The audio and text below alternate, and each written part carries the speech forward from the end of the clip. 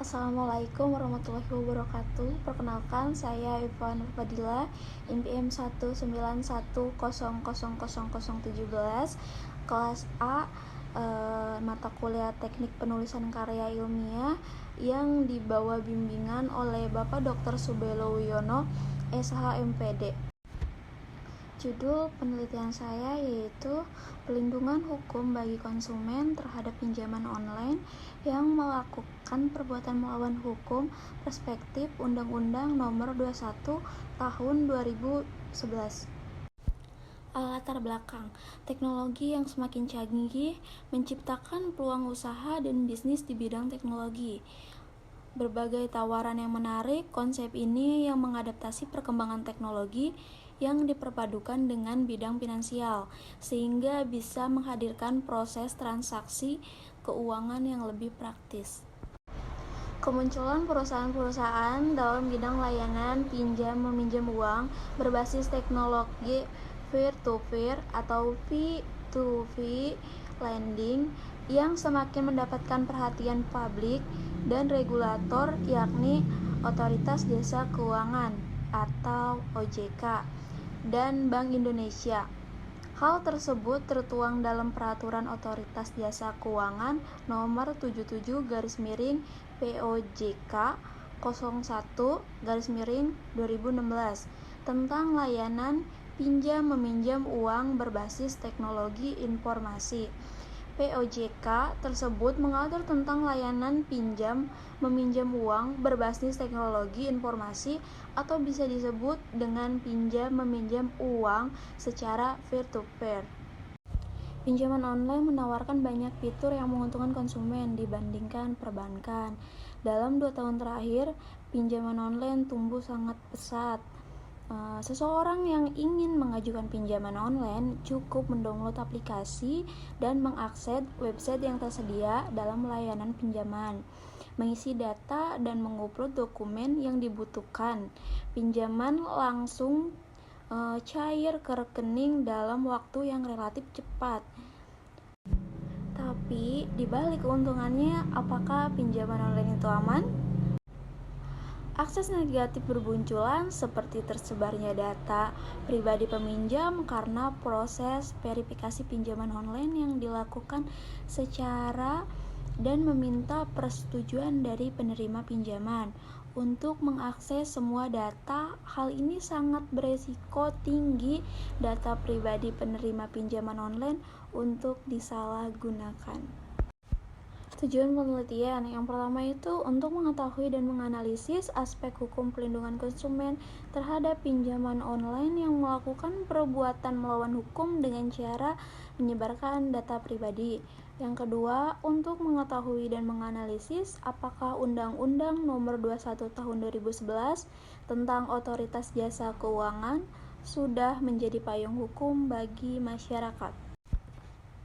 Manfaat penelitian yang pertama itu teoritis, yaitu secara teoritis penelitian ini bermanfaat untuk mengembangkan ilmu hukum dan literatur dalam dunia akademis, khususnya tentang hal-hal yang berhubungan tentang perlindungan konsumen. Terus yang kedua itu ada manfaat praktis. Dengan manfaat praktis penelitian ini untuk memasukkan untuk lembaga yang terkait.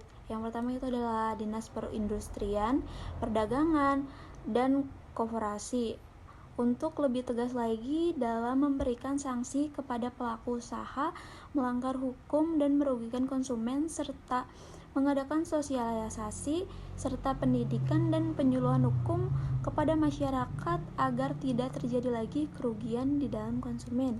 Yang kedua itu bagi masyarakat, dengan adanya penelitian ini diharapkan dapat memahami hak dan kewajibannya agar konsumen tidak ada lagi pihak yang dirugikan, serta tidak tergiur dengan hal-hal online yang menawarkan banyak manfaat namun menjerumuskan.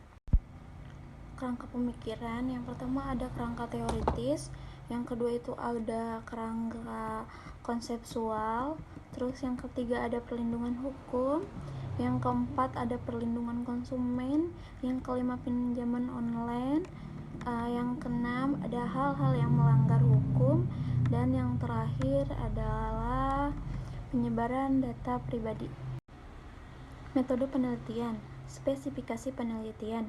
Spesifikasi pada penelitian ini digunakan penelitian hukum normatif. Pengertian jenis hukum ini dikonsepkan sebagai apa yang ditulis dalam peraturan perundang-undangan atau hukum yang dikonsepkan sebagai kaidah atau norma yang merupakan patokan perilaku manusia. Metode pendekatan. Metode yang diambil dalam penelitian ini adalah pendekatan hukum normatif. Menurut John Ibrahim, penelitian hukum normatif adalah suatu prosedur penelitian ilmiah untuk menempatkan kebenaran berdasarkan logika keilmuan dari sisi normatifnya. Teknik penelitian. Untuk mengumpulkan data yang dibutuhkan dalam penulisan, dilakukan penelitian kepustakaan, yaitu teknik pengumpulan data yang dilakukan dengan cara menelaah perundang-undangan, buku-buku, dan hasil penelitian yang berkaitan dengan penelitian yang dibahas dalam masalah ini. Teknik pengumpulan data dari bahan hukum yang sudah disusun, baik secara hukum primer maupun hukum sekunder, diklasifikasikan sesuai dengan isu yang sudah disusun. Alat pengumpulan data. Alat yang digunakan dalam penelitian kepustakaan dilakukan dengan membaca dan mencatat studi dokumen yang berasal dari bahan hukum primer maupun hukum sekunder yang saling berkaitan dengan penelitian. Analisis data.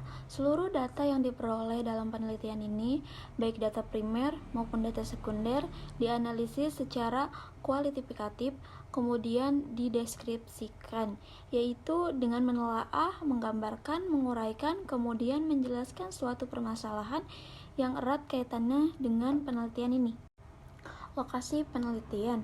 Dalam penelitian ini, melakukan lokasi penelitian di Perpustakaan Fakultas Hukum Universitas Pasundan yang berada di Jalan Lengkong Besar, Kota Bandung. Sistematika penelitian. Metode penelitian merupakan suatu faktor permasalahan yang akan dibahas dan cara utama yang bertujuan untuk tingkat penelitian ilmiah. Sistematika penulisan pada penelitian ini adalah bab 1. Pendahuluan memuat mengenai latar belakang penelitian, identifikasi masalah, tujuan dan kegunaan penelitian, kerangka pemikiran, serta metode penelitian yang dipakai dalam penulisan penelitian ini. Bab 2. Perlindungan konsumen pada pinjaman online yang melakukan perbuatan melanggar hukum dengan cara menyebarkan data pribadi.